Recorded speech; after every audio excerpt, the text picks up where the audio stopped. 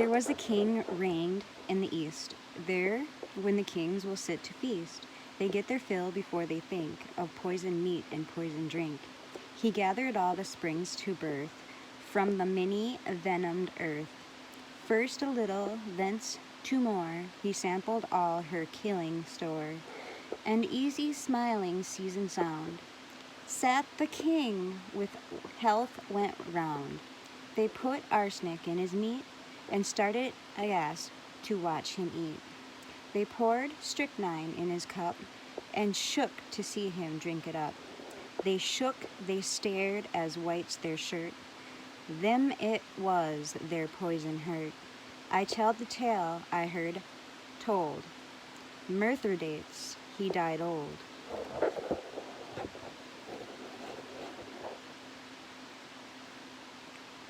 By the 16th century, the use of toxic chemicals such as arsenic had risen in popularity, particularly in Europe. The symptoms of arsenic ingestion are similar to those of cholera, which was a common illness at the time, and as such it provided the perfect way to remove troublesome persons.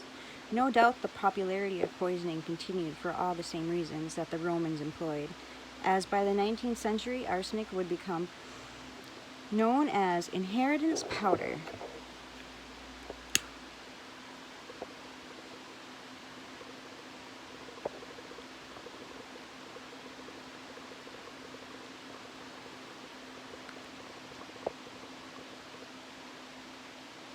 Only 3 people were ever subject to this unusual punishment. Richard Roos, an unknown maidservant from King's Lynn, and Margaret Davy in 1542, who had poisoned the occupants of all 3 households that she worked for. The act was later repealed in 1547 by Henry's son, Edward, 6 years before he died, supposedly of poisoning.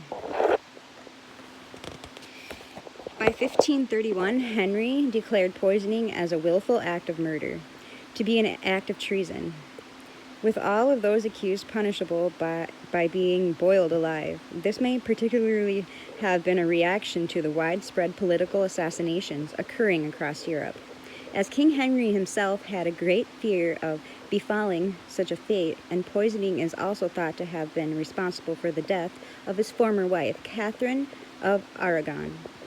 However, it is likely that it was the law created for his own convenience. At the time of passing, a cook by the name of Richard Roos sat in jail, whom Henry is suspected of hiring to assassinate Bishop John Fisher. Fisher was Henry's one-time tutor, who now stood against the king in the matters of the state, and Roos was hired to poison his meal. On the night of the event, however, Fisher was feeling too unwell to eat, and instead 2 servants partook of the unwanted broth. Arrested for their deaths, Roos could neither provide a reason for why the meal had been poisoned, nor could Henry afford to let him go free.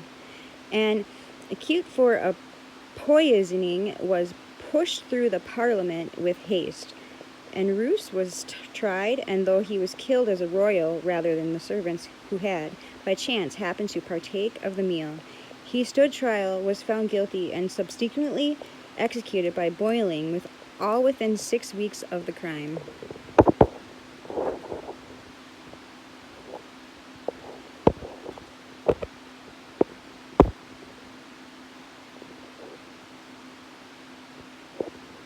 Okay, let's see. Oh, brothers mine, take care, take care. The great white witch rides out tonight. Oh, younger brothers mine, beware. Look not upon her beauty bright, for in her glance there is a snare, and her smile there is a blight. The White Witch. Of wise women and witches. After Europe's poisoning spree of the 1500s, the story of humanity and its love of assassination moved towards chemical and mechanical warfare. But for one group of people in particular, accusations of poisoner persisted for many and more years to come, with a horrifically brutal results. To understand the full implications of this, however, we must first begin even a few centuries earlier.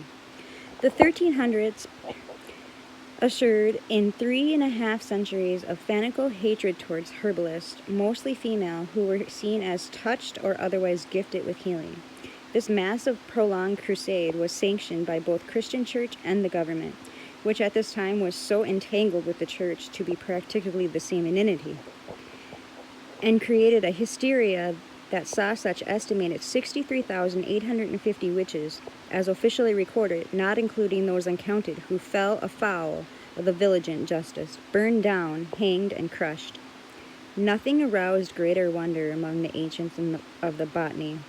There still exists a conviction that this phenomena, the phases of the moon, are due to the compelling power of charms and magic herbs, and that the science of them is one outstanding province of women.